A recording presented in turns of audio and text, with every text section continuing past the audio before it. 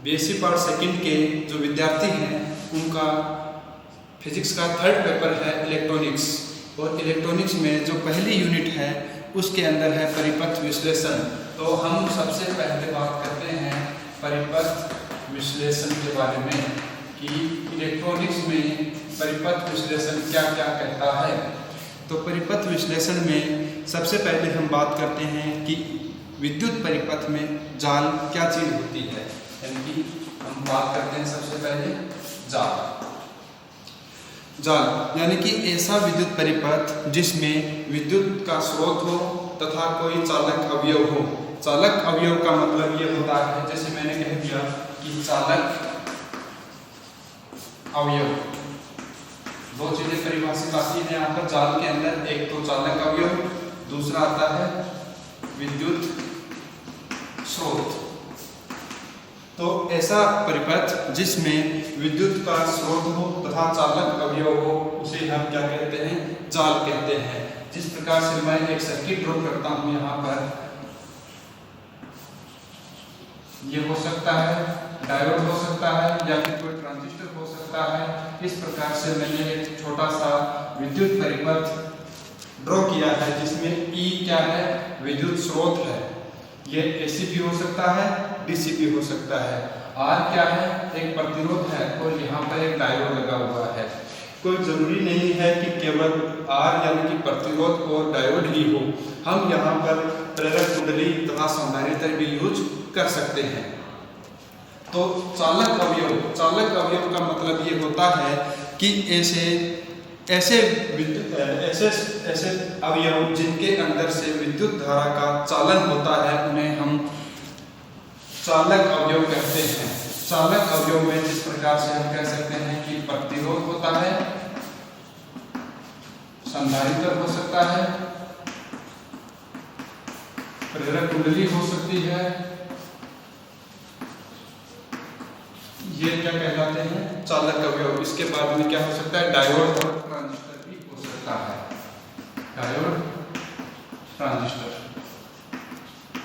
ये सभी क्या कहलाते हैं, चालक अवयव कहलाते हैं, यानी कि इनमें विद्युत धारा का चालन होता है। अब हम बात कर रहे थे जाल की। तो ऐसा विद्युत परिपथ जिसमें विद्युत स्रोत तथा विभिन्न चालक अवयव हों, यानी कि विद्युत का स्रोत हो प्लस चालक अवयव हो, उसे हम जाल कहते हैं। समझ गए, विद्युत स्रोत तथा चालक अवयव जिसमें हो उसे हम जाल कहते हैं। चालक अवयव जैसे मैंने बताया आपको, प्रतिरोध, संधारित्र, प्रेरक कुंडली, डायोड है, ट्रांजिस्टर है, यानी कि ऐसे अवयव जिनमें से विद्युत धारा का चालन होता है अर्थात विद्युत धारा का प्रवाह होता है, उन्हें चालक अवयव कहते हैं। अब बात आ रही है विद्युत स्रोत की। विद्युत स्रोत दो प्रकार के होते हैं, एक तो विद्युत वाहक धारा स्रोत, पहला है वोल्टा स्रोत,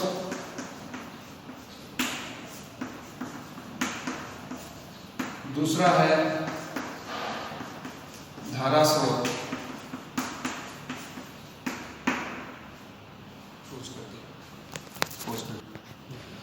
अब जाल जो है दो प्रकार के होते हैं, पहला होता है सक्रिय जाल, दूसरा है निष्क्रिय जाल। सक्रिय जाल वो होता है जिसमें विद्युत स्रोत उपस्थित होता है, अर्थात जिसमें विद्युत स्रोत उपस्थित होता है उसको सक्रिय जाल कहते हैं, यानी कि केवल विद्युत स्रोत उपस्थित है। और ऐसा जाल जिसमें विद्युत स्रोत उपस्थित नहीं है, विद्युत स्रोत नहीं है, उसे हम निष्क्रिय जाल कहते हैं। निष्क्रिय जाल का मतलब ये हुआ कि इसमें विद्युत धारा का कोई भी स्रोत नहीं है, तो इस प्रकार के जाल को निष्क्रिय जाल कहते हैं। अब वोल्टा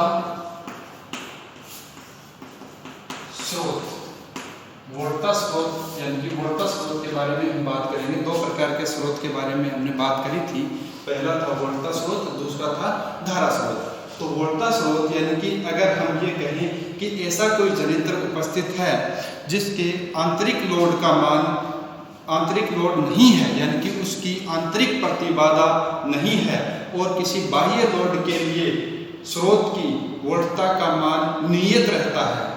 डेफिनेशन क्या कहती है कि किसी बाह्य लोड के लिए स्रोत की जो वोल्टता है, वोल्टता का मान क्या रहता है, नियत रहता है। नियत का मतलब ये हो गया, हम यहाँ पर ये कह सकते हैं कि स्रोत जो है उसकी वोल्टता का मान अपरिवर्तित रहता है, यानी कि बाह्य परिपथ में हम लोड का मान में चाहे 10 ओम लगाएं, चाहे 20 ओम लगाएं, चाहे 100 ओम लगाएं, कुछ भी लगाएं, लोड की वोल्टता स्रोत की वोल्टता के मान अपरिवर्तित रहता है। ऐसे स्रोत को हम आदर्श वोल्टता स्रोत कहते हैं। क्या कहते हैं? आदर्श वोल्टता स्रोत। तो हम डेफिनेशन में क्या कह सकते हैं कि पहली बात तो आंतरिक प्रतिबाधा, आंतरिक प्रतिबाधा क्या हो गई? शून्य।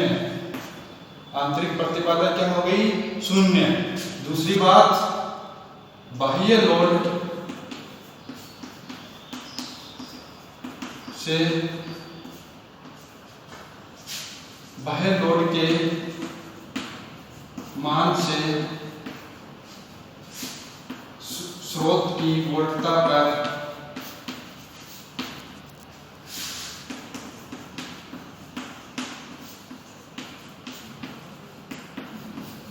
कोई प्रभाव नहीं पड़ता है। अर्थात बाह्य लोड के मान से, बाह्य लोड का जैसे मैंने बताया, चाहे 10 ओम हो, चाहे 15 ओम हो, चाहे 20 ओम हो, तो उनके मान से स्रोत की वोल्टता के मान पर कोई प्रभाव नहीं पड़ता है। ऐसा स्रोत क्या कहलाता है? आदर्श स्रोत कहलाता है, आदर्श वोल्टता स्रोत कहलाता है। लेकिन व्यवहारिक रूप में हम देखते हैं किसी भी वोल्टता स्रोत की आंतरिक प्रतिबाधा शून्य नहीं होती है। ठीक है, किसी भी वोल्टता स्रोत की आंतरिक प्रतिबाधा शून्य नहीं होती है व्यवहारिक रूप में। तो हम यहाँ पर यह कह सकते हैं कि यदि स्रोत की आंतरिक प्रतिबाधा उपस्थित है और स्रोत का जो वोल्टता है वो अब क्या हुआ कि बाह्य लोड के मान को परिवर्तित करने के साथ साथ परिवर्तित होता है, तो इस प्रकार के स्रोत को हम कहते हैं वास्तविक वोल्टता स्रोत। वास्तविक वोल्टता स्रोत अर्थात हमने कहा कि ऐसा स्रोत जिसकी आंतरिक प्रतिबाधा शून्य नहीं है, यानी कि व्यवहारिक रूप में देखा जाए तो किसी भी स्रोत की आंतरिक प्रतिबाधा शून्य नहीं होती है। दूसरी बात, यदि उसके श्रेणी क्रम की उसके कुछ आंतरिक प्रतिबाधा मानी जाए, यानी कि श्रेणी क्रम में हम उसकी कुछ प्रतिबाधा मान लेते हैं, तो अब वोल्टता का मान बाह्य लोड पर निर्भर करने लग जाता है, जिसके कारण से हम कह सकते हैं कि आदर्श वोल्टता स्रोत नहीं है, अब क्या हो गया? वास्तविक वोल्टता स्रोत। दूसरा स्रोत के बारे में हमने बात करी थी, दूसरा था धारा स्रोत। धारा स्रोत के बारे में हम ये कह सकते हैं कि ऐसा स्रोत जिसके समांतर क्रम में अनंत मान की प्रतिबाधा मानी जाती है, यानी कि समांतर, यानी कि कोई भी धारा स्रोत, कोई भी वोल्ट स्रोत है, तो उसके समांतर क्रम में यदि हम ये मान लें कि अनंत मान की प्रतिबाधा है या अनंत मान का लोड लगा हुआ है, तो उस प्रकार के स्रोत को क्या कहते हैं? धारा स्रोत कहते हैं। धारा स्रोत भी हम कह सकते हैं कि वास्तविक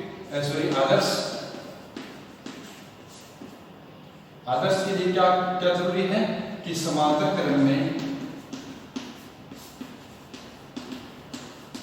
अनंत मान की प्रतिबाधा, अनंत मान की प्रतिबाधा ये मानी जाती है। अर्थात समांतर क्रम में अनंत मान की प्रतिबाधा उपस्थित है तो हम उसे कहते हैं धारा स्रोत। धारा स्रोत में अब ये कहा कि ये अनंत मान, अगर प्रतिबाधा का मान अनंत है तो वह स्रोत क्या कहलाता है? आदर्श स्रोत कहलाता है। लेकिन फिर वही बात कि व्यवहारिक रूप में या वास्तविक रूप में अनंत मान की प्रतिबाधा लगाई नहीं जा सकती है, यह मात्र एक कल्पना है। तो हम क्या कहते हैं कि वास्तविक मान में, यानी कि उच्च मान का प्रतिरोध, उच्च की प्रतिबाधा समांतर क्रम में मानी जाती है,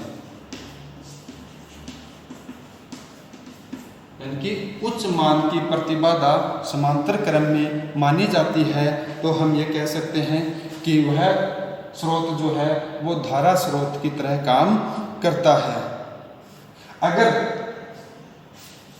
अनंत मान नहीं होकर उच्च मान, या फिर मैं कह दूं एक परिमित मान है, तो वह जो कहलाता है वह धारा स्रोत वास्तविक स्रोत कहलाता है। समझ गए? तो जैसे कि हमने बात करी थी कि स्रोत दो प्रकार के होते हैं, एक होता है वोल्टा स्रोत, दूसरा होता था धारा स्रोत। तो देखिए ये अपना एक स्रोत है जिसके यहाँ पर ये ZL क्या है, लोड है। तो अब इसको हम ये कह सकते हैं कि इसकी व्याख्या हम दो प्रकार से कह सकते हैं कि वोल्टा स्रोत है, तब इसको हम ऐसे कह सकते हैं कि ये वोल्टा स्रोत हो गया, इसके साथ श्रेणी क्रम में ZS क्या हो गया, इसका आंतरिक प्रतिबाधा हो गई इसकी, यानी कि वोल्टा स्रोत VS है, इसकी आंतरिक प्रतिबाधा जो इसके साथ श्रेणी क्रम के रूप में मानी जाती है वो क्या होगी, ZS। और ये ZL जो है ये क्या हो गया, आउटपुट बाह्य लोड जिसको हम कहते हैं ZL हो गया। तो अब इस VS का मान यदि ये अनुपस्थित है, यानी कि आंतरिक प्रतिबाधा शून्य हो, तब इस VS का मान ZL की वैल्यू पर डिपेंड नहीं करता है, तो वह कहलाता है आदर्श वोल्टा स्रोत। लेकिन मैंने कहा कि व्यवहारिक रूप में या वास्तविक रूप में देखा जाए तो प्रत्येक वोल्टा स्रोत के साथ एक श्रेणी क्रम में आंतरिक प्रतिबाधा मानी जाती है। तो ये हो गया वास्तविक वोल्टा स्रोत। इसी प्रकार से हम इस स्रोत को, यानी कि इस पूरे के पूरे नेटवर्क को इस प्रकार से भी बना सकते हैं कि एक धारा स्रोत है, धारा स्रोत के समांतर क्रम में ZS है, ठीक है, और ये बाह्य लोड है। तो इस प्रकार से इस पूरे नेटवर्क को हम दो तरीके से व्याख्या कर सकते हैं। अब हम बात करते हैं, जैसे मैंने कहा कि कुछ डेफिनेशंस हैं तो उनके बारे में हम पहले चर्चा कर रहे हैं।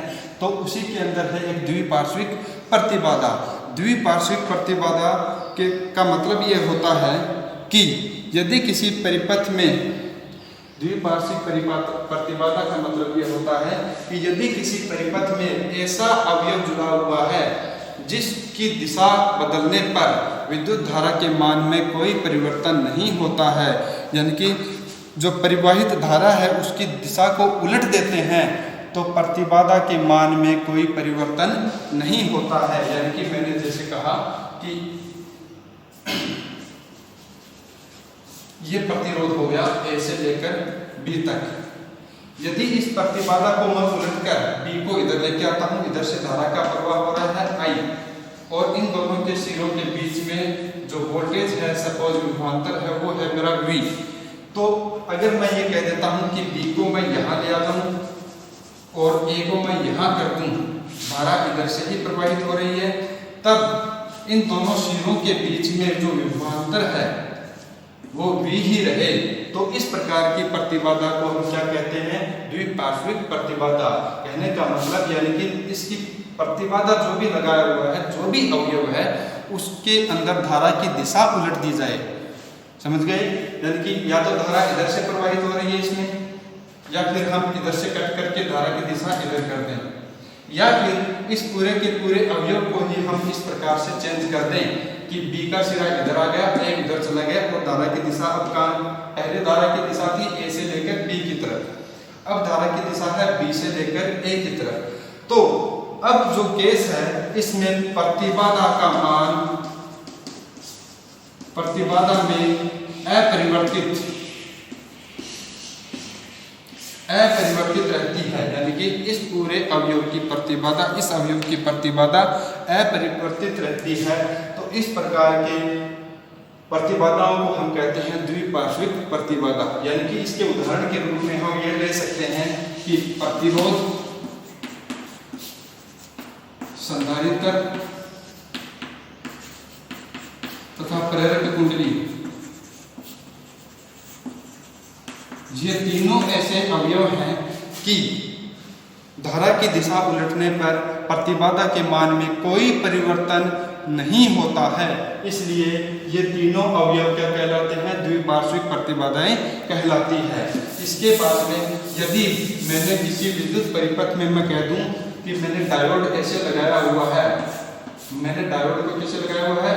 ए बी, ये हो गया इसका पी टर्मिनल यानी कि डायोड की पी साइड और ये हो गई एन साइड।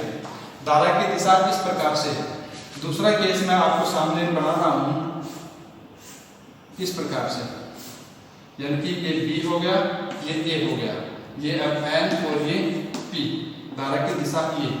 अब इन दोनों केस को यदि हम देखते हैं तो धारा की दिशा यदि इस प्रकार से है तब इसका प्रतिरोध का मान अलग होता है या प्रतिबाधा का मान अलग होता है। और जब मैंने धारा की दिशा को अलग कर दिया तो अब प्रतिरोध प्रतिबाधा का मान अलग हो जाता है। तो डायोड में क्या हुआ कि प्रतिबाधा का मान धारा की दिशा पर निर्भर करता है, यानी कि धारा की दिशा पर निर्भर करने का मतलब ये हो गया कि धारा की दिशा उलटने पर प्रतिबाधा का मान परिवर्तित हो गया।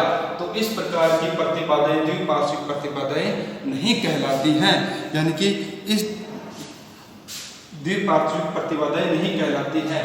यानी कि डायोड हो गया, ट्रांजिस्टर हो गया और एक हो गया ट्रायोड। ये इस प्रकार के अवयव हैं जिनमें ये तीनों इस प्रकार के अवयव हैं जिनमें धारा की दिशा बदलने पर प्रतिबाधा के मान में परिवर्तन हो जाता है। इसलिए ये अवयव द्विपार्श्विक प्रतिबाधाएं नहीं कहलाती हैं। अब है रेखीय प्रतिबाधा। रेखीय प्रतिबाधा का मतलब यह होता है यदि किसी अवयव में प्रवाहित धारा तथा उत्पन्न वोल्टता के मध्य जो ग्राफ है वो रेखीय ग्राफ प्राप्त होता है। यानी कि हम ये कहते हैं कि यदि प्रतिरोध है, संधारित्र है या कुंडली है तो हम ये कह सकते हैं कि V बराबर I R, V equal to 1/c integration I dt और V बराबर हो जाता है minus V equal to L di/dt। तो जिस प्रकार से मैंने कहा था कि ये तीन अवयव जो हैं ये द्विपार्श्विक प्रतिबाधा थे, यानी कि धारा की दिशा उलटने पर प्रतिबाधा के मान पर कोई प्रभाव नहीं पड़ रहा था। उसी प्रकार से हम आगे देख रहे हैं कि ये तीनों के बीच जो रिलेशन है धारा और वोल्टता का रिलेशन, यानी कि V और I का रिलेशन है, V और I का रिलेशन है, V और I का रिलेशन है। जहां पर R, ये C और ये L तीनों क्या है? नियतांक। R, L और C क्या है? नियतांक है, तीनों भी नियतांक। तो ये तीनों अवयव इस प्रकार के हैं कि इनमें वोल्टता और धारा के मध्य जो ग्राफ है वो सरल रेखा प्राप्त होता है। सरल रेखा प्राप्त होता है इसलिए इनको रेखीय प्रतिबाधाएं कहते हैं। सरल रेखा का मतलब जैसे प्रकार से हम पढ़ चुके हैं ओम के नियम में V और I के मध्य ग्राफ, यानी कि I के मान मैं इधर ले लूं, V का मान इधर ले लूं तो ये इस प्रकार का ग्राफ प्राप्त होता है, यानी कि सरल रेखा प्राप्त होता है। तो इस प्रकार की प्रतिबाधाएं क्या कहलाती हैं? रेखीय प्रतिबाधाएं कहलाती है। इसके अलावा जैसे अभी हमने बात करी थी कि डायोड है, ट्रांजिस्टर है तथा अन्य ट्रायोड है, तो उनमें धारा और वोल्टता के मध्य ग्राफ सरल रेखा नहीं होता है। तो उन प्रकार की प्रतिबाधाओं को हम अरेखीय प्रतिबाधाएं, यानी कि इस प्रकार के जो अवयव हैं उनको हम अरेखीय अवयव या अरेखीय प्रतिबाधाएं कहते हैं। अब इसी क्रम में तीन डेफिनेशंस और हैं। पहली है शाखा, दूसरी है संधि बिंदु। शाखा का मतलब हो गया ब्रांच और संधि बिंदु यानी कि जंक्शन पॉइंट या नोड पॉइंट भी बोलते हैं, नोड। और तीसरी परिभाषा होती है जाल। तो इन तीनों को समझने के लिए मैं यहाँ पर एक सर्किट ड्रॉ कर रहा हूँ जिसमें आप देखोगे कि यहाँ पर हमने क्या लगा दिया, एक कोई स्रोत लगा दिया है, ये कोई अवयव हो गया, ये बिंदु हो गया एक, यहाँ से एक अवयव निकल गया,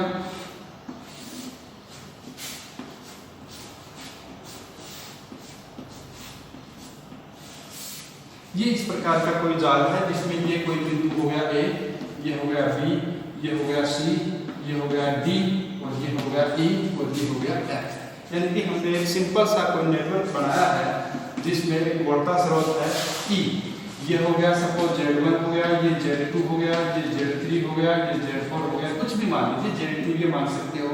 तो अब इसमें ये जो बिंदु है यानी कि जहां से धारा प्रवाहित हुई, तो ये बिंदु B जो है ये क्या कहलाता है, नोड बिंदु कहलाता है।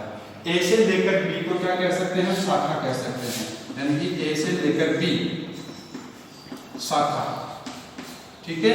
A से B तक एक शाखा हो गई, B से C तक दूसरी शाखा हो गई, B से E तक दूसरी शाखा हो गई, C से D तक एक अन्य शाखा हो गई। ये यानी कि इस प्रकार से, यानी कि यहाँ पर हमें कह सकते हैं AB एक शाखा है, BC एक शाखा है, BE एक शाखा है, उसी प्रकार से CD भी एक शाखा है। तो ये इस प्रकार से हम क्या कह सकते हैं, शाखा है। दूसरी बात, अब बात करते हैं संधि बिंदु की, यानी कि ये बिंदु B जो है संधि बिंदु कहलाता है। यानी कि हम ये कह सकते हैं कि ऐसा बिंदु जहां पर दो या दो से अधिक शाखाएं मिलती हैं, ये शाखा और ये शाखा, तीनों शाखाएं इस बिंदु पर मिल रही है, इसलिए ये बिंदु क्या कहलाता है, संधि बिंदु कहलाता है। इसी प्रकार से यहाँ पर ये शाखा और इधर वाली शाखा आगे दोनों मिल रही है, तो ये भी क्या कहलाता है, संधि बिंदु कहलाता है। तो संधि बिंदु और शाखा मैं समझता हूँ कि समझ में आ गया होगा। A से लेकर B तक एक शाखा, B से C तक एक अन्य शाखा, D से E तक अन्य शाखाएं। तो अब ये दो या दो से अधिक शाखाएं जहां पर मिलती है उसे हम संधि बिंदु कहते हैं। तीसरी डेफिनेशन थी जाल, जाल नहीं, लूप। जाल परिभाषा, जाल पहले पढ़ चुके हैं अपन। लूप हो सकता है, यानी कि ये A से लेकर वापस घूम के A पर पहुंच जाए, A, B, E, F और वापस A पर, तो ये क्या कहलाता है, लूप कहलाता है। यानी कि चक्रीय क्रम में चलते हुए वापस उसी बिंदु पर पहुंच जाए तो क्या कहलाता है, ये लूप कहलाता है। इसे हम पास भी कहते हैं, पास भी कहते हैं। समझ में आ गई बात, यानी कि जहां से चले थे वापस घूम के वहीं पर आ गए, दूसरी शाखा, ये एक लूप हो गया, ये दूसरा लूप हो गया। तो इस प्रकार से तीनों चीजें, शाखा, संधि बिंदु और लूप, मेरा लगता है कि आई थिंक आपको समझ में आया होगा। धन्यवाद।